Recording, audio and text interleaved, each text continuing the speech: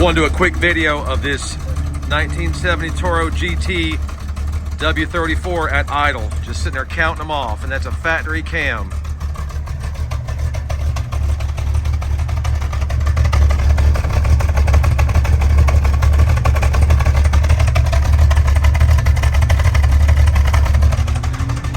That's pretty sweet sounding.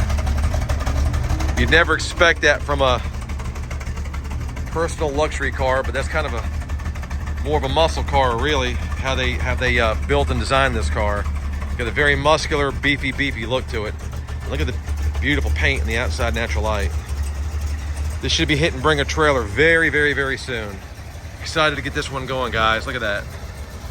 That's just a sweet looking ride. 23,000 original miles on it. Look at that. Beautiful. Hope you enjoy these videos, guys.